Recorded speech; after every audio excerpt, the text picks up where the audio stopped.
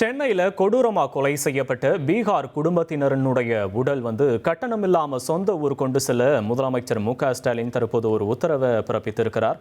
உடல்களை சொந்த ஊருக்கு கொண்டு செல்ல முடியாம குடும்பத்தினர் தவித்த நிலையில தற்போது தமிழ்நாடு அரசு இந்த உதவிக்கரம் நீட்டி இருக்கிறது. எந்த கட்டணமும் இல்லாம மூவருடைய உடல்களை பீகார் கொண்டு செல்ல உத்தரவு பிறப்பிக்கப்பட்டிருக்கிறது. உடல்களை உறவினர்களிடம் ஒப்படைக்க சுகாதாரத்துறைக்கு முதல்வர் மு.க.ஸ்டாலின் உத்தரவிட்டிருக்கிறார். சென்னையில் கொடூரமான முறையில் கொலை செய்யப்பட்ட பீகார் குடும்பத்தினர் மூவரின் உடல்கள் கட்டணம் இல்லாமல் சொந்த ஊருக்கு கொண்டு செல்வதற்காக தற்போது சுகாதாரத்துறைக்கு முதல்வர் மு.க.ஸ்டாலின் உத்தரவு பிறப்பித்திருக்கிறார்.